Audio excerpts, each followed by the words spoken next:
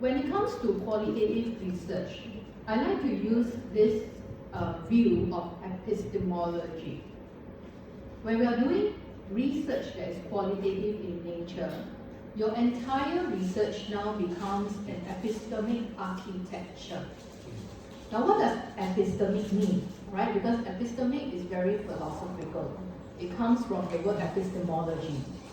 So it is about thinking about what you do and why did you do what you do. Wow, very philosophical, right? Like every day I ate this croissant. Why did I eat this croissant? Then you think about this before you eat the croissant. Then you take forever, right? So we don't normally do this in our everyday life, thinking about why you did what you did. You know, why do I come to school by bus rather than by car? You know, and think of all these questions all the time. But we do think a lot about this when we are doing research and when we are teaching students. Why do we tell students that thing? And why do we choose to tell students that knowledge in the way that I chose to present it? So these are the everyday questions that always runs through our mind as researchers and as well as educators, right? So if you see a research as an epistemic architecture of all these meaning makings, you're trying to understand what is it that's happening here. And here, because we're talking about education, we're not talking about doing research in computer science, you know, or doing the hardcore chemistry, physics, biology kind of research. We are doing human research, right? So therefore, we do a lot of interpretations. So it's very interpretive, right? Qualitative research is interpretive in nature. What does interpretive mean? It means that you try to make sense of the data that you have collected. And because it is qualitative, you make sense of it based on your experience, right? How we understand what is actually happening in the classroom. It's all driven and anchored in our experience as an educator, as a teacher. It is also anchored within our culture. You know, not long time ago, I wrote a paper and I described the American classroom that I observed as, you know, the teacher is trying to get the students to give him face. I said, give him face. Then the reviewer wrote in my manuscript, what is this? This is not American. Americans talk to students like that. It's not for them, you know, for the students to give the teacher face. Then I said, no. I am an Asian scholar, okay? I am the researcher sitting in the American classroom, looking at what is happening in front of me. I am the researcher, so whatever I write is my interpretive lens. You must respect that. You cannot say that I'm wrong. So then I went to find another piece of paper. It happens to be about a Chinese classroom. Okay, it's an Asian context. And the same scenario happened, and it is about giving face. Okay, and in Chinese terms, it's 体面. 体面 means the proper, you know, decorum. That the teacher is asking the student to behave properly, and there's a proper decorum to this. And I then included one more paragraph in my manuscript to explain about my positionality as a researcher. I put up front, I'm the researcher. Who am I? And who am I basically shapes the way I interpret what I see. So you cannot tell me that I'm wrong. Okay, so you must respect that. So that's why interpretive research really takes into consideration the socio, cultural, political, economic context. And it also is anchored in the researcher. Who is this person? That's why for PhD work, I expect all my PhD students, if they are doing qualitative research, that they must include 1 to 2 pages explaining who they are. You must tell me that. You cannot have a qualitative research dissertation without telling me who is this PhD student, who is this person who's writing this dissertation. Because who you are will really determine how you shape the way you look at certain things and make sense of the data. So that is very important. And you see, this is very different from quantitative research, right? Quantitative research, you cannot write a section on the positionality of the researcher, because the reviewer will come to you and say, please delete this section. Because quantitative is supposed to be objective. Who you are doesn't matter. What matters are the numbers. Okay? Yeah, so in quantitative research, we generally do not include a section on the researcher's positionality. But for quali, yes, we have to. And especially so when you want to publish in journals such as CSSE, Cultural Studies or Science Education. Anything that is more cultural, sociology related will require the researchers to have a paragraph on this. And the question is, where do you write this, right? You write this under the methods. Okay, when you write the methods, usually we write data collection, data analysis, right? But actually in that section, you can also include the researcher's positionality. Okay? Now, so context. Qualitative research, the context is very important. You realize that when you read quantitative papers, they will say something like 5,000 participants completed this survey. The students are grade 8 students, you know, in a Singapore school. That's it. Okay? That's all. That's all you need to tell them. Right? You don't need to say which families they come from, the temperaments of the students, why were they in this school and not other schools, how do they behave in the classroom, and things like that. Because the numbers are the numbers. You just need to know the numbers. You don't need to know who they are. But for qualitative research, it's very important that you provide very, very rich discussion and explanation and elaboration of the context. So for instance, if you go to a school and then you conducted research in the classroom, my question is, what kind of school is this? Is this a public school, government-aided school, independent school, international school, right? Like what kind of school is this?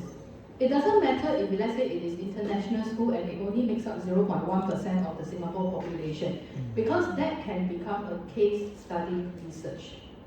It can, right? Qualitative research, we can report on case studies. But if it's a quantitative research, you cannot base it on one school or just a few schools that make up 0.something% of the population and then say that, you know, these results are generalizable to the rest of the country. You can't. But for quali, you can. Why can you do that? Because what you're trying to do is to provide a very rich, detailed description of what is happening in this particular case. Why this particular case? Two reasons. One, according to Robert Stake, who was on my dissertation committee last time, Robert Stake is the case study guru, right? He says, it's either that you have an intrinsic interest in the case. Intrinsic interest. That means there is something about this school that's so special that you just take a very special interest in that school. Maybe that school can be the Assoc University Lab School. Why? Why choose that school? Because it's affiliated with the university and you are teacher educators, you train the teachers here, right? And so you want the teachers there to also learn about the latest things and be properly anchored pedagogically. So that could be an intrinsic interest. A second one, instrumental case. It's an instrumental case. Why instrumental? What does instrumental mean? Right? Because it serves the purpose. Instrumental just means it serves the purpose. So I want to study about a school. And that school happens to fit my criteria. So therefore I choose the school. That is an instrumental case study. Okay, so I repeat again, two kinds. There's intrinsic case study, because you are just very interested in that particular school for some reasons. Second one, instrumental case study, because that school happens to fit the criteria that you're looking for. Okay? Right. So the context is very important. Why? Why that school and why not other schools? Okay? But for qualitative research, remember, we do not aim to generalize. Okay, we cannot generalize. So quantitative research as well, you cannot always assume that quantitative means you can generalize, because if the sample population is not at least 20% of the larger population, you cannot generalize anyway, right? If you just run, with 10 schools, when there are 1,000 schools in Thailand, that's only 10%. How can you even generalize? Okay? Right. Okay. Qualitative research, other than being very, very contextually rich in terms of, the setting, the history, the culture, the politics, the background, so on and so forth, it also involves inductive thinking. So, inductive thinking means bottom up. So, inductive and deductive are the opposite. So, deductive means you already found some theory, right? It could be, for instance, the theory of capital, the theory of structuration, the theory of, access, the theory of equity. So there is already an existing theory. And then you go and find papers, there is already a theoretical framework. So then you use this theory or the theoretical framework, you apply it to your data, and then you analyze your data. So this is by the deductive method, right? Top down, okay? Very prescriptive. The opposite is inductive. Inductive means bottom up. Means that you observe this class number 1, class number 2, class number 3, class number 4.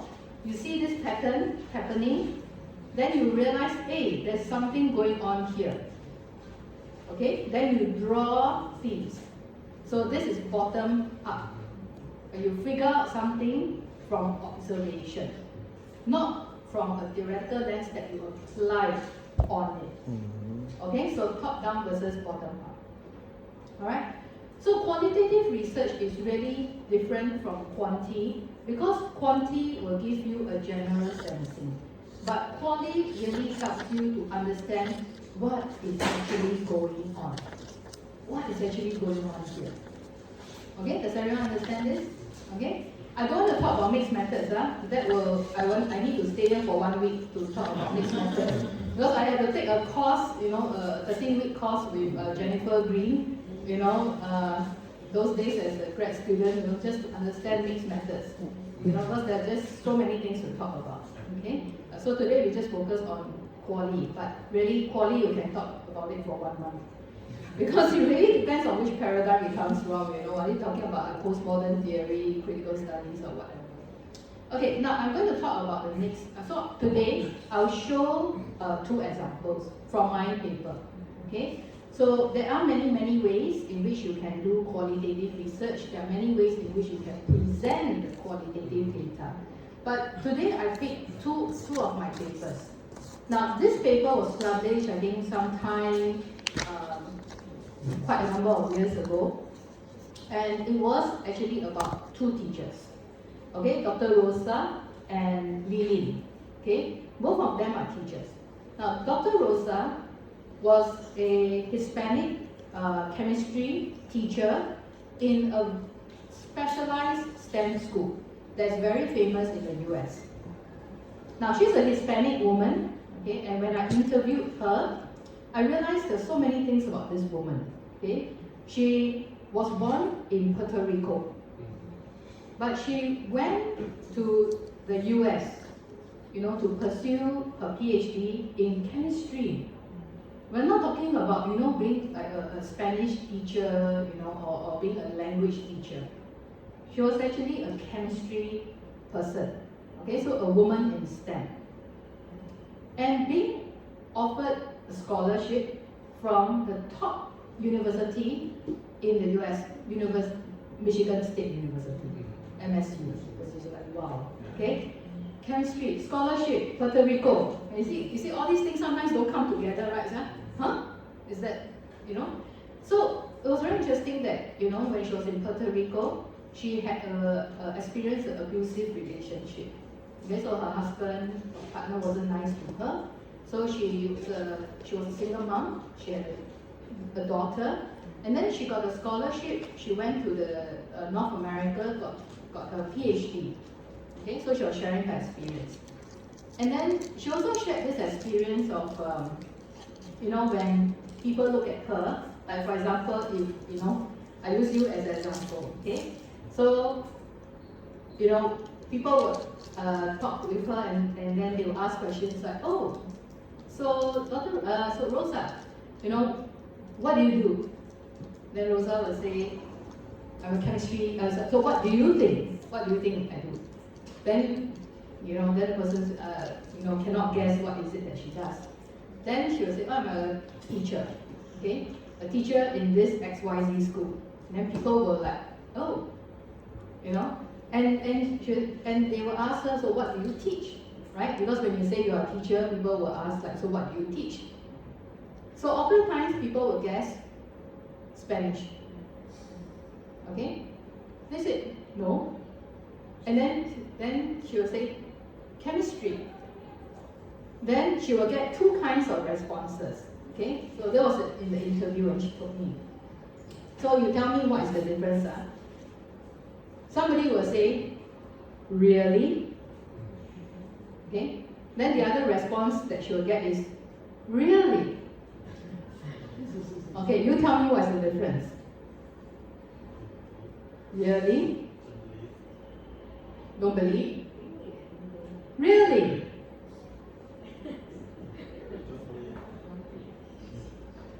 There's a difference. Correct. One is the disbelief. Which one? The lower one. Really? Really? The disbelief. Really? Surprise. And I'm sure it comes with the body language also, because the eye, the really and really. You see? Yeah, so I listened very carefully to what she said. I'll get these two responses she told me. I said, oh. So the thing is that during the interview, when she said this, as a researcher, when you're there, what should you do? Are you going to say, oh, I'm so sorry that happened to you? Like empathize. Or are you going to remain neutral? Okay? I choose to remain neutral. And I choose to pretend I don't understand what she's saying. Because when you like, oh, can you explain to me what's the difference? Then she will tell you. Then when she tells you, what she say becomes the data. But if you don't, okay, you say, oh, I'm so sorry that this happened to you. How could they? And then suddenly the conversation just closed and then it becomes like the empathy. And then after that, when I write the paper, it's going to be my interpretation. But who's going to validate that my interpretation is correct, is valid? Well, to do the inter-rater reliability, you tell me? How to do member checking, right? Cannot. So when you do qualitative research, try to remain neutral. Okay? Don't judge. Don't judge the person. Even if you think that she's wrong or she's being too presumptuous, keep it to yourself. Okay? Don't go like, yeah, Don't, just keep quiet and let the person talk. Okay? And when the person doesn't talk, which is very typical in the Asian context, okay, usually you ask 10 questions, then they will say something. Right? In America, when I interview people, I ask one question, they talk for half an hour. It's very different. You can't stop them because I got the next question to ask already. And also, contextually, it's different. But Asians, right, you ask them, especially when you interview students, you ask them, yes, no, don't know. My students are all like that. Yeah, they just smile and don't know. Okay, so it's best that we try to not judge, okay, and let them talk. And when they say something, even if you knew what that means, you pretend you don't know. Okay, you will say that, oh, I'm not too sure about what you have just said. Can you please elaborate? And then if the person talk, and then say, I still don't quite get it. Can you give me an example? So like for instance, when I ask students, do you enjoy STEM lessons? Yeah. I do. So what do you do during STEM? Coding. So is it, can you give me an example? Like what is it that you really enjoy? So this is the way to probe. And all these things that they say, which are the elaborations, will validate your interpretation. Okay? Because the words come from them, not come from you. Right? Okay? So this is actually my first study here, which I'll talk more later, which is, the question is, after I have collected all these interesting interviews that I have from this Dr. Rosa, how do I actually present it? That's the question, right? So how do I actually present it? Let me show you the actual paper. I presented it in the form of narratives. So what is narrative? Narrative are stories. I love stories. Okay? Because when you write stories, you can include a lot of information. And if you want to make it more interesting, put in the quotations of the exact words that the person used. Okay? Now, there are three kinds of narratives, according to Van Manen, Tales from the Field, that famous book. So one is a realist tale. Realist tale means what? It's as though, it is as it is, it's real. Okay? Second one, impressionist tale. That means the story leaves a very strong impression on you, as though you were there. Third one, confessional tale. Confessional means what? You tell people your emotions, how you feel, what you think about this. Okay, let me give you an example. On one stormy night, okay, the sky was dark, it was 8 o'clock, and the winds were very, howling, and the thunderstorm is coming. Okay, Dr. Chatri opened the door, walked into the room, and sat down. He did not talk to anyone. Okay, and then the meeting started soon after. That's real. It's a realist tale. Because I am saying it and reporting it as it is. It is exactly what it is, the facts, everything there. He opened the door, he come in, he sit down, then we start the meeting. Right? Okay. Impressionist tale. It was a dark and stormy night. The winds were howling. Okay? And suddenly the thunder, the loud thunder was heard. And somebody we couldn't see the face, but we could only see the shadow of someone approaching. Before we knew it, he swung the door open. The door flapped and hit the wall and banged towards the person. He stomped his feet into the room and he slouched on his chair. And there it was, Dr. Chatri. Before we could get our wits together to understand what's going on, the meeting started. Everybody was very solemn, everybody was calm, pretended nothing happened, and the meeting proceeded as usual. Well, so when you write something like this with the mood, the atmosphere, and everything, and then to create that tension, that fear, what's happening to this Dr. Chatri here, right? Then what will happen is that the readers, when they read it, they will feel as though I was there. It's as though I was there, to feel the wind, the storm, the fear, the tension. Okay, so that is impressionist tale. Impressionist. Because it feels as though you were there for yourself, right, to see it. Confessional. On one particular stormy night, a meeting was called. And Dr. Chatri wanted to meet all of us at the last minute.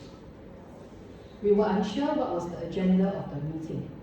I was really scared because I think it is about the budget meeting. I was very worried that my department's budget will be cut because we had underperformed last year. And Dr. Chatri had already indicated that he was very unhappy with my department. I think we have gone below expectations. And as the head of department, I'm very concerned because I want to hire new people to teach. My colleagues are very tired, okay? But I'm very, very worried what he might say. And this will determine the fate of my colleagues. So you see, this is confessional because it confesses how I think, how I feel. Right? It is not so much about how he walked in and then the rain, the thunderstorm and everything, but I'm confessing how I feel. So these are the three kinds of narratives. Okay? First one, realist. Second one, impressionist, to leave the impression. Third one, confessional. Then which one to choose really depends on the purpose of that paper. I would say realist, right, is the most boring kind. Because it's like, you watch the lesson video that you have recorded, then you know from what time to what time this happened, that's it, right? Impressionist is actually the most exciting. Because impressionist, you will leave that imagery in your reader's mind. Then the purpose of qualitative research is that you want the readers to resonate. That means they can relate with what you write. Because even if that thing about Dr. Rosa didn't happen in Thailand, if I read it, I can still say, there's some resemblance, I understand. Because something like that also happened to me in the past. When I say that I'm a STEM teacher, right, they look at me and say, really? You know, as though they are doubtful about my ability. So the thing about qualitative research is about resonance, about relatability. Okay, that is what we want to achieve. Well, confessional, right, is more suitable for autobiographies or autoethnography. There are people, and even famous professors, who have written autoethnography. That means they write about their experience, they write about their life stories, they write about their decisions and all that. So for instance, there was one very famous autoethnography which I read before. This professor, whom actually a lot of people know but I don't want to say the name, she actually wrote in her book that she chose to abort the child. Because she and her partner, also another professor, got together. I mean, both of them are not in their first marriage, but she had decided at some point that she would not keep the child. And she wrote about it. So it's kind of like confessional, about how is it being a woman in academia. Some of the sacrifices that women will have to make. Okay? So that is very confessional. Okay? Yeah. So how you write the narratives can be of different form. The thing about stories is that you have to make it as rich as possible. So it is not one paragraph, it's many paragraphs. But you try not to write it in like 3 pages long before you write your discussion. That's not the point. You have to write the story, you have to discuss, then you write the next part of the story, then you discuss. Okay? Okay, let me go back to the slide. Any questions so far? Anything that you all want to clarify about these stories? Everyone clear so far? Okay? Yeah. Good. Okay. Now, the second one, the second paper which I want to introduce today is actually very typical of how qualitative research is presented. That means you have your data, you analyze it already, then you have all your categories and your themes. Then after that, you just organize it according to the research question. First research question, then these are the answers. Then second research question, then these are the answers. And then all these answers are the findings, the qualitative findings that you have, followed by discussion. Findings, discussion, findings, discussion. Very standard. That is the normal one, okay, as compared to narrative methodology. Okay? Now I'll show you more later. Okay, so I'll use these two as examples as and when is appropriate. So first thing, how do you collect good data? For quantitative research, I also do quantitative research. I do rush analysis. I design surveys, questionnaires, and all that. But I do a lot of qualitative as well. So interviews are definitely the ones that are most common because it allows me to gather a lot of information from people. Somehow I'm very good with getting information out. Maybe because I have a very honest look, right? I have a very harmless look. Yeah. So I'll go to them and say, oh really? Oh, can you tell me more? Oh, I don't understand this. Huh? What you say? So you pretend you don't know, then you let them talk. Okay? Because if they talk, you talk, then they don't talk. Okay? Yeah. Yeah. Okay, now written reflection. Now some of our children don't want to talk. So they could write. But honestly, a lot of kids these days, maybe 10 years ago you ask them to write, they will write. But now you ask them to write, maybe they'll say, can I text you? Okay, because they really can't write. Okay? Even drawing is, they can't draw. They can't draw, they can't write, they can text. Okay, so getting a bit harder these days. So usually talking to them in a group actually helps. So maybe 2 or 3 students together in a group. So they are less afraid of us. Okay? Then video recorded observation, I think you know this. We record the lesson. How we record this? Of course, at the back of the classroom, we have a video camera facing the front. In front of the classroom, we also have the video cameras either on this side or this side facing the students. Okay? So it will allow us to have the view of both sides. But when students are discussing, like the teacher say, okay, now everyone, I want to get into your groups and discuss this thing. Then they start getting together and then they talk. This is where I'll get my research assistant to then take the camera off the tripod, go close to the student. Okay? Yeah. And then post-lesson teacher interviews are important as well. Try to catch them as fast as you can. Okay?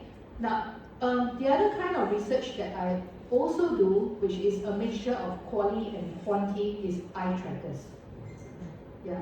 The eye trackers will allow me to capture exactly where the teacher is looking at. So right now, you see here, I'm looking in that direction. What am I looking at? Can you tell?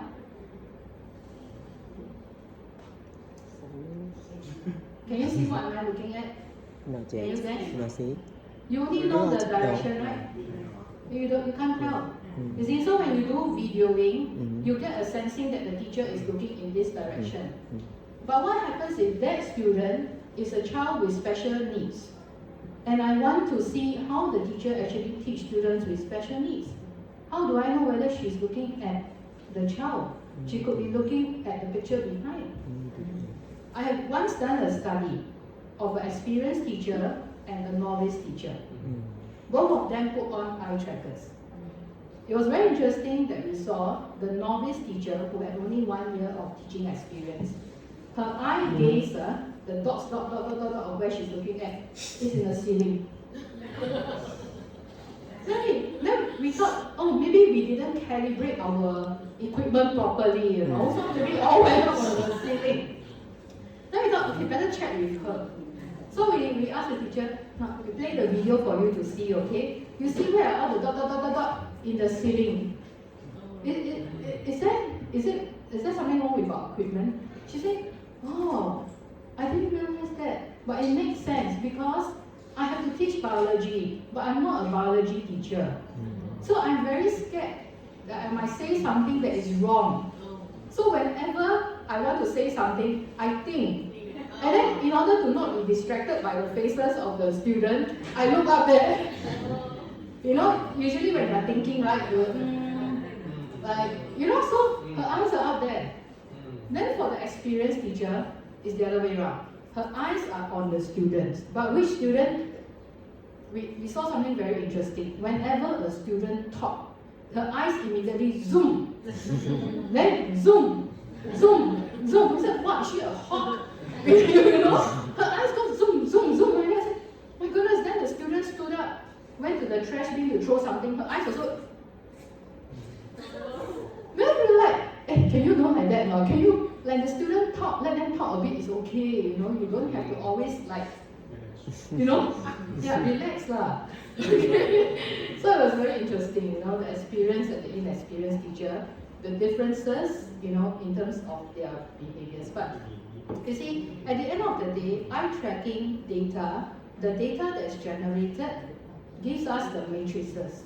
It gives us the frequency. So for instance, I want to know how frequent are the eye gaze in this part of the classroom versus that part of the classroom. It can give me the numbers. It can also give me saccades. That means my eye look here, here, moving between 2 points, that's saccade. So it can give me this kind of matrices. It can also give me the video data because the cameras are facing the front. So I can also triangulate the numbers with exactly what is the person looking at. So it is within this space, but it could be within this space, but that milk tea there because I'm thinking of drinking the milk tea. Okay? Yeah. So it can give me both quality and quantitative data. Okay? Yeah. Okay. So how do you actually begin an interview with students? That's very, very important. Because a lot of times as researchers, we don't know them, right? You're not the teacher, you're not the guardian. So you're some researcher from the university. So why should I be answering your questions? If I say something, will you tell my teacher? Right? I will be very worried. Okay? So how do you actually begin and warm up? Okay, so usually you meet a student, you begin by saying, hey, how's your day? Like, can you tell me something about yourself? Then usually the student say, like what? Okay, because it's very open, right? Tell me something about yourself, like what? Maybe tell me like your name, what class, how long have you been in this school, your siblings, what is your favorite K-pop, star, and what do you do in your free time? Oh, so you like K-pop. So, do you see any connections between K-pop and what you learn in school? So you start actually warming up first. Okay, you warm up to the kid, and then the kid can tell you more. And then, whenever you want more information, say, tell me more, I love that as well, So show an interest in them. Okay, show an interest in them. So recently I interviewed a student, and then, I was asking her about something, but all she wanted was to show me her robot that she has built. Then I said, wait, darling, can you wait a while? Let me finish your question first, okay? Then after a while she said, I want to show you, I want to show you. They said, okay, now you can show me. So it's like, I was like, I cannot finish my question. So she showed me the robot. Why did she want to show me her robot? Because she made that robot to distract her cat from the mirror in her house. Then I said, why? You mean your cat is so silly, Then she goes like, yeah, my cat, right? She will go to the mirror thinking that is another, like she will go to the mirror and bang her head against the mirror. I said, why is your cat like that? Is there something wrong with it?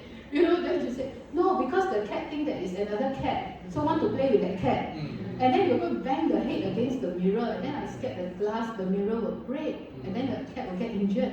Then I said, oh, so what is this device?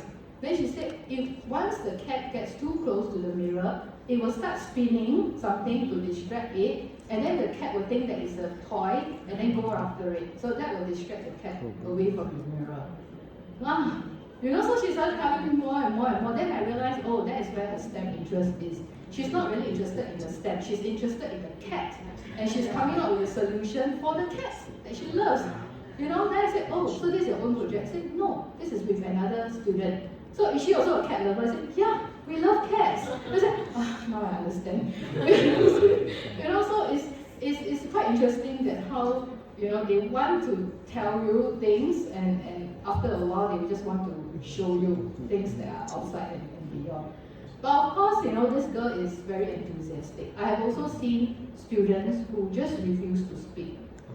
Okay, they just refuse to say anything. And sometimes you have no choice but to change a student participant. You have to ask the teacher for another participant. Okay? Right. Okay, so we start with opening questions, then we do the probing, and then after that we also need to perhaps get them to reflect on it. So for instance, so if the child, for instance, the one who showed me the robot, that is good for the cat, then my question is that, So do you think people will buy this?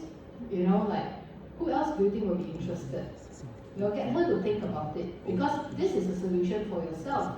But is there a bigger community out there who might also benefit from her solutioning? So get her to reflect on that. Okay? So a lot of times the interview protocol that I go with are what we call semi-structured interviews. That means it can change along the way. And it will change according to what the students say. I will prefer to do that than to follow my script. Okay? So like for instance, the student says something, then I will use the word that she say, you know, to carry on the conversation. Another good example.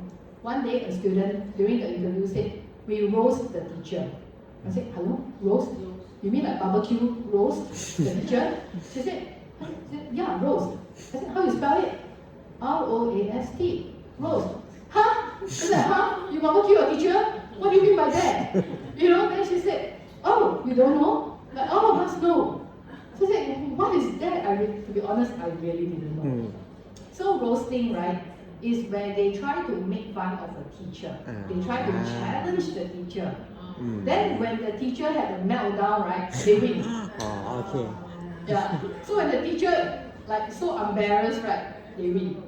But if the teacher roasts them back, they lose. Yeah. Then I was like, huh. Then how come I never hear this word before? Yeah, sometimes we use the word burn. Then I said, huh, other than roast and burn, what else? You know, they will say burn, roast, and then, I don't know, skewer and whatever. You know, then I was like, so what is this? Then he explained to me. So apparently this is something which has been going on in schools. You know, the students will always do that to their teachers, and then see which teacher has a meltdown, they win. You know, so then they will share with their friends that they have succeeded. So then I said, where did this thing come from, right? Then I realized in sociology, there are books that talk about subculture. So culture, but subculture. Now, the subculture was actually about the punks. P-U-N-K-S. A lot of you are very young here, so you may not know what are punks. You know, so punks are like hipsters. They make those short hair like this, then they are all black, and sometimes they put makeup, then they wear those rings, you know, the punks. So this kind of punk culture was around in the 80s and the 90s, 1980s, 1990s. In Singapore, we also have punks in those days. And where did this culture actually, so this is a subculture. So the punks actually make up a subculture of society. Another example of subculture, manga. You know Japanese? Manga? How did manga come about? Manga came about because there is this group of people who wants to protest against the conventional norms of the Japanese society.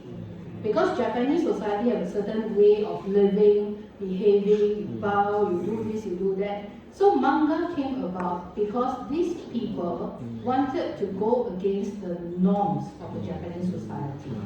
Then now became comics lah.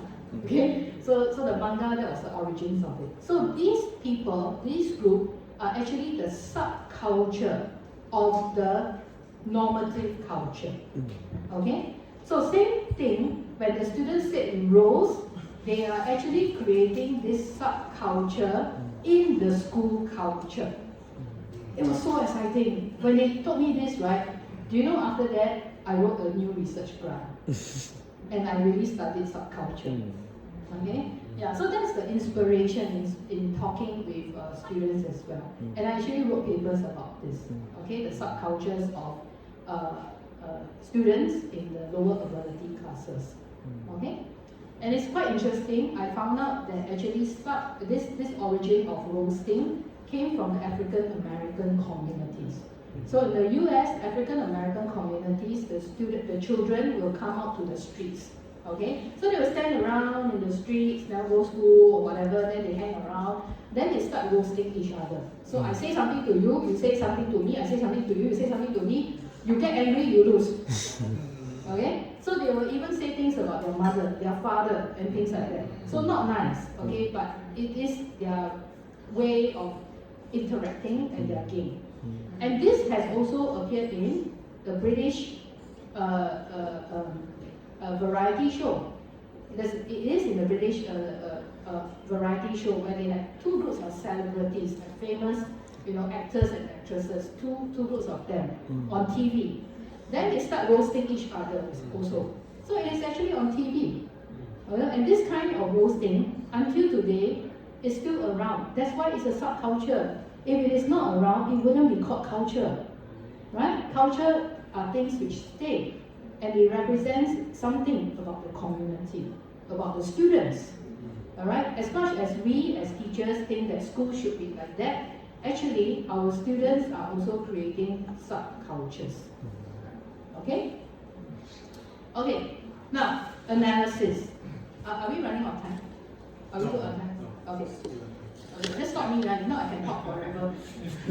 Okay, so you have all this beautiful data. Then the thing is that how do you actually do analysis? Right?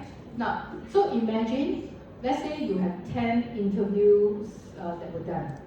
Then you transcribe them. So you have 10 sets of interviews. So you take the first set, and then you do coding, right? Now, how do you know what to code? It depends. If let's say, like the next one here, prescriptive code. Now, what is prescriptive code? It means that, for example, you read a paper, and then you realize that there is a theoretical framework. You apply that theoretical framework with all the keywords as codes, and you use it to analyze the data. So it's already there, you just use it. Now, a lot of times, if you just use what other people have published or written about, your work will not be published. Because there's nothing new to offer. Okay? Actually, these days, as editors and associate editors, how do we decide whether we want to do a desk reject or not? We see what is novel, what is new. If it's nothing new, goodbye. Within 1 week, we can tell them we do a desk reject. So usually, we go for potential of what is new. Then we will carry on with the review. Okay? Now, if let's say, when you apply the theoretical framework to analyze, okay, using these prescriptive codes, then you pray that hopefully somewhere in your data there is a new code that nobody said there is, or you try to come up with something, then that is your emergent code. Your emergent code, that one new thing is good enough to get your paper published. That is what happened to my second paper, the one that I showed you just now, that just got accepted a few months, last month. Because I have one new code, preemptive epistemic practice, that nobody talked about. So even the reviewer asked me, hey, what's preemptive? Like, how come it's not anticipatory? So obviously the reviewer saw the word anticipatory somewhere, right? So I cracked my head. I said, okay, this one must be new, this one must be new. So how to say that is preemptive is different from anticipatory? Okay, then I came up, with this idea. Anticipatory is when you already knew it will happen. But preemptive is you knew it will happen, but you take action. Because sometimes you know something will happen, but you don't do anything about it, right? You just know it will happen, yeah, good enough. But sometimes you know it will happen, but you do something about it. You quickly take action first to prevent it from happening. So that became my new point. Okay, because I went to read anticipatory, they just said anticipate only, they didn't say anything else. Okay, so I said my one is different. And then the reviewer was convinced, and then it got accepted. Okay? Yeah, so you must always, don't just apply, because I also noticed that for PhD students, a lot of them just use famous theories and then they just apply. Then I said, then this is replicating other people's work only. There's nothing new. So you must come up with something new. Okay? Then, so that is where we can come up with something new as an emergent code. That will contribute to the literature. Because as editors, what we are looking for is whether this piece of work can contribute to the field, can contribute to the literature. Okay? Everyone clear? Okay? Yeah. So, coding, is an iterative process. You don't just take the first transcript code, then put one side. Second paper come, put one side. Third paper put one side. And then you quickly hope to finish the 10 so that you can start writing. It doesn't work that way. Okay? How coding is like when we are teachers. I don't know how many of you had done were teachers. You know, last time when I was a teacher, I mark my students' work, right? Then sometimes you get very strict, wrong. But by the time you mark the 120 piece, then you realize, so many students got this question wrong. Maybe I'm too strict. I should be more lenient, can give half mark. Then what happened? You have to go back to the first paper and then see and then remark again. It's exactly the same thing in coding. It's exactly the same thing. Because you do it, then you realize, hey, got a new code. Right? Suddenly I see a new code, but maybe just now I didn't realize it. Now you have to go back to script number 1. And then you have to do the coding all over again. So this is what we call the constant comparative approach that Glaser has been talking about, 1965 paper. So old, but every time I will cite it. Because it is a very robust, rigorous process. Right? What you are saying is that you code it, but then along the way, you see that there are new codes, right? You go back to the front, the first script, and then you start coding again. So it is an iterative process. It is not a linear process. Okay? So this is what we call the constant comparative approach. I think it's not here. So constant comparative approach. So you just Google Glaser 1965 constant comparative approach, or CCA. You'll be able to find that paper. Okay, a very high citation. Okay. Validity is a question that all the reviewers will ask. Now, when it comes to quant, you have no issue because quantitative is about numbers, right? You just establish the reliability, separation reliability, whatever, and just report those numbers. But for qualitative, what can you report? So, how do you achieve validity? We don't do reliability. Qualitative, we don't report on reliability. Reliability is for quant. For qual, it's only validity. Okay? How do you do that? Of course, triangulation. Very popular. But I want to point out something which is a common misconception of triangulation. A lot of times, my students thought that triangulation means that if I ask the student that thing, and I ask the teacher that thing, and I ask the principal that thing, they all must say the same thing. That's wrong. Triangulation is not about all the people saying the same thing. It is about coherence. It's about coherence. Now, I give you an example. For my PhD work, I wanted to find tensions in the classroom. You know, so when I was sitting in the classroom, after 1 month, I still don't see what I'm supposed to see. So I asked my supervisor, Marjorie, what am I supposed to see? Then Marjorie refused to tell me anything. She said, you just continue observing. So after 2 months, I just watched. I take down every single thing that I see in the classroom. I went to Marjorie, I still don't know what I'm supposed to see. I took down everything, but what is it that I'm supposed to look at? Then she didn't say anything. Then she took one book off her shelf. It was actually Kenneth Tobin's book. And she said, read chapter 1. Then I read. Then I realized, what is it that I'm looking at? I'm looking for contradictions. Because the contradictions will tell me the tensions. Because if everybody say the same thing, everybody is happy, everybody think the same, then where's the tension? But because I want to see tension, what the students say is different from what the teachers say, and what the teacher say is different from what his colleagues say, better still. I'm so happy when I hear the differences. Because when I hear the teachers say that, you know, chemistry, we reform, no problem, the school support me. Then when I went to interview the principal said, well, yeah, we know what he's trying to do, we support him, but then marks are still important. He can change whatever he wants, but it should not affect the student's performance, the marks. Then I realized that, hey, something very interesting here, right? Because he is saying that the school support whatever he does, right? That means whatever consequence that happens is okay. But the principal is saying, but then But then, see, then when you ask the students say something else. Then when you ask his colleagues, the colleagues say something else. So because I hear all these contradictions, right, I found the tension that I was looking for. I was so happy. And then I could write my dissertation. So actually, the tensions that were pointed out all led to this thing called tension. All the data all led to this thing called tension. And that is the coherence that I am looking for. Okay? So triangulation doesn't mean that everybody say the same thing. It is a common misconception. Okay, inter-rater, okay, member checking first. What is member checking?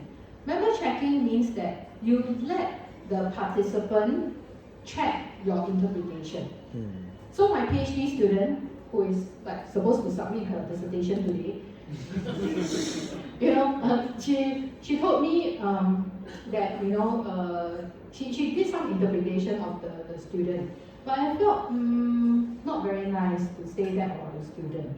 Okay, and then I said, why don't you do member checking to see whether the student agree with your interpretation of what you wrote about them? Then she did that. Okay, so she took one piece. I said you don't have to show her everything. You just have to take one piece of it. Okay, especially the one that you are unsure. You are unsure that this is very sensitive. I'm not sure whether I have, interpreted her correctly. So you take that piece. Okay. Then she had this call with her, and she showed her what is the data and what is the interpretation. Then she asked the student, do you agree with my interpretation? Then that was when the student, said, yes, I agree. I didn't realize, the interesting part is when she said, I didn't realize that was happening. And then she said a lot more. I think she cried because there was a lot of, disagreement between this student and her other friends. So I think she was so upset, she cried. She said that I didn't realize I was doing this to my friend. That's so that actually resulted in the reflexivity of your participant. Now in clinical studies, what is very important is that reflexivity. If you do your research, but nothing changed as a result of your research, that is not clinical studies. Clinical studies require change to happen. So if because of my research, I have benefited my participant and resulted in change in practices, change in attitude, change in beliefs, that is clinical studies. Okay? And so it was very interesting because the girl actually cried and said, I'm so sorry, I shouldn't have said that to her. I didn't realize I was doing this to her. Now, so in that way, number one, my student managed to validate her interpretation. Right? She wasn't wrong in saying that the girl was mean to the other girl. Number two, she got additional information. Suddenly, the member checking provided her with additional data that she could include in her PhD dissertation. It was amazing. It was amazing. Okay? Now, but then there are some people like Robert Stick who told me that she doesn't like to do member checking. Why? Because sometimes people will say, no, this one you cannot write. Okay? Then they suddenly, want to affect. Then as a researcher, what do? Should I not write because the participants say cannot write? Right? Should I pull back the data? What happens if the person say, hey, destroy this data, I do not allow you to use this data. This one represents my school very badly. I don't want. Then what are you going to do? You see, so a lot of times people might not agree and then they require you to pull out your data. So that is what we are afraid about. That's why a lot of people don't do member checking. Okay? Now, rhizomatic validity is a word that Patricia later came up with. Patricia later is a feminist scholar. Okay, she does all the LGBT kind of thing. She's a feminist scholar, and she once wrote a paper about different kinds of validity, including voluptuous validity, rhizomatic validity, and so on. Now, what is rhizomatic validity? The word rhizome is roots. Right? Roots. Rhizobium. Yeah, rhizobium, yeah. So rhizomes are roots, right? Now, so if you see your trees outside, okay, they look like individual trees, right? But underground, the roots are all interlocking. Because the roots of one tree will grow the other roots of one tree will grow, and then they all interlock together. So what she's saying is that validity is achieved when you show the complexity. It is not to unpack, the complexity. If you present everything as so simple, that means this problem that's happening in the classroom is a student's problem. This problem that's happening in the classroom is because of equity. Then you are doing what we call reductionism. You reduce a very complex problem into a very simple problem, which is not it. It is much, much, much, much deeper than you think. So, if you are able in your research to show this complexity, that things are not as simple as it is, what you have achieved is rhizomatic validity. So this was actually achieved in my PhD work. Because what happened is that I thought that the chemistry teacher, when he wanted to do reform to his chemistry curriculum, it was something so straightforward, so simple. Then when I realized that he failed, he couldn't achieve it, was because of many reasons, including the history of the school. The school was founded by a Nobel laureate. It's funded by a politician. So can such a school fail? It cannot fail. It cannot. Because the stakes are too high. It's funded by a Nobel laureate and a politician. It is not like any Ministry of Education, it is these famous political people. So history comes into the picture, politics come into the picture, and all the high stakes expectations of society comes into the picture. Even the funding of the school doesn't come from the ministry, it comes from the State Board of Education. That means they share the same pool of money as the universities. So all this complexity resulted in the tension and why he cannot fail. You see, all these things were it wasn't mentioned, right? It seems as though, oh yeah, good job, even he wants to change something, good for him. But then I realized he cannot because of all these complexities. Okay? Alright? So that is where rhizomatic validity is achieved. A lot of people will do inter-rater reliability. How do you do inter-rater? It means like, for instance, Chatri has done the coding one round. Then after that, he pulled out 20% of the data. I will independently analyze the data using the coding sheet, and then to see whether we reach that agreement. Typically, I would say 80-something% agreement is already very good. But then you don't stop there, because the remaining 20% you have to discuss and then try to reach the 100%. But just take note that it doesn't mean that he analyzed 10 transcript, means I take 10 transcript to analyze. No, you randomly select 20% for me to do the inter-rater. Okay? Right. Okay, so far so good? Okay? Okay. Now, so going back to this about the Rosa. We hear the story of Rosa, we write it into these beautiful narratives. So then the thing is that after you have these narratives, you code it, right? You code these narratives, you need to be able to discuss them. Right? You write stories, then you don't just leave the story there because it's an academic paper. You still need to discuss. So how do you discuss, or how did I discuss? Let's go back to this paper here. So I wrote narratives about Rosa, her science curriculum making.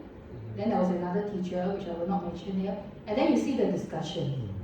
So there are two ways to do this. Some people will write the narrative and the discussion together. But then it becomes very complicated because you don't know which one is the story, which one is the researcher's voice.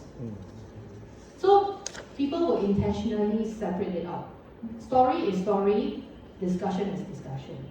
So that when I am reading the story, it is purely a story. It doesn't have the interference of the researcher. Because once you put the two together, I can't tell which one is the data, the story, and which one is the Dotangui. Right? Okay? So this is why I put the discussion as a separate part. And you notice here, this title here, this one, are taken from the quotes. The quotes becomes the themes. So I use these themes to discuss the narrative. Okay? So where did all these themes come from? Because the theoretical framework of this paper is positionality. So there's relational positionality, political positionality, and other positionality. So I have these political positionality, then all the data that I want to discuss. Then next one, political positionality are not always welcome in schools. And then after that, positionality inside and outside the classroom, and so on and so forth. So my theoretical framework are actually, used in the quotes. The quotes generate the themes. The themes are used as the headers here for me to do the discussion. Okay? Right? Any questions so far? Very heavy, yeah? It's a lot because, you imagine I teach this for like how many weeks and then I teach you I share with you in a few hours. Okay? Alright. Okay, going back to this one. Okay. So what is new about this paper that got it published was this new positionality, paradoxical. Okay? So the positionality theory only talked about political, relational, and so on. But then I found out from my research that there was this paradoxical positionality. So you can see my strategy now, right? So a lot of times I use an existing theory and then pull out all these codes, right, as important aspects of that theory for coding, and then find something new. That's my strategy. Okay? Now you know my secret. Okay. Okay. Alright, so why paradoxical, right? Is because what the teacher said and what the teacher did were two different things. So that actually showed up in my data. Okay? Yeah, so that's why I wrote this. Now, next one. This one was just published last month, I think. 13 orientations for epistemic science teaching. So in my paper, I actually had 13, okay, of these epistemic practices, which I will not mention here. Okay, but what is the theoretical framing? So the theoretical framing is about epistemic infrastructure. So what is epistemic infrastructure? This classroom is a structure, right? A school is a structure. But there are many considerations to the building of this space. Why are people seated like that? Why do I have this center row and then people on the outside? Who gets to sit here? Who gets to sit here? Why do I have glass windows on both sides? So obviously if the glass windows are on both sides, that means this space, anyone walk past can see who is talking, right? That means confidential information meetings will not be done here, right? Because people walk past can see one, right? That's why you have the lines, right? You draw out the lines, right? Okay, so you see, spaces are built with reasons, right? Anything you do, there is a reason. Why are classrooms, why are tables, why are chairs arranged the way it is arranged? Why are labs built in a certain way? So that is, and every single thing here serves a purpose. Like a chair is for you to sit. Like my student, right? Every time get out from the chair, cannot sit still. I said a chair is for you to sit on, not for you to rock. You know, I have students who will rock the chair until they're halfway fall down, I don't know what they're trying to do. I said a chair is for you to sit properly, So, you know what I mean, right? So these things are what we call infrastructure. Not structure, but infrastructure. What does the in stand for? Installations. They are intentionally installed here for a purpose. It's not random. Not randomly, how come this chair down here? There's no place to put it. I'm here for a reason. The sofa is here I was wondering how come there's sofa here. So the sofa is here for a reason. Right? So that's why these are installations. Now, if this is a very purposeful space, like a classroom, then that space has its own reasons for its existence and what purpose it serves, then this is an epistemic space. Because why was it there in the first place? Somebody would have thought about it. Right? There are good reasons, there are justifications for why it's there. Therefore, it is an epistemic space. It's not there by chance. And the things that teachers do are epistemic practices because they think through before they do. We believe in that. We want, when the teachers ask questions to students, it's not random. Teachers ask because they have a reason. So the questions they ask are epistemic questions. The whiteboard. You know, when I teach, I always must have the whiteboard and my marker. And I no whiteboard, no marker like today like that. I like, you know, I got no place to draw, no place to write. So whiteboards, markers, they are epistemic tools. They are there for a reason. You see? So the entire lab, classroom, you know, all these spaces, if you see them as being purposefully constructed for certain purposes to achieve certain goals for certain groups of people, then it is an epistemic infrastructure. Does that make sense? Okay? Yeah. So, when I look up the literature, and these days epistemic is a big word, it's a very popular word. When I go for ISERA, early, whatever conference, there will be people talking about epistemic. It is, you know, Kelly and Noel say there are 3 main goals of education outcome, right? Cognitive, social, epistemic. Cognitive, we do very well because we teach the students to memorize things. The cognitive is very good. Social, we get them to collaborate. Okay, done. Epistemic, where's epistemic? The other one that I actually wrote in another paper is another one that's missing, affective. The affective outcome. Okay? Because they only mentioned 3, they didn't mention affective. Now,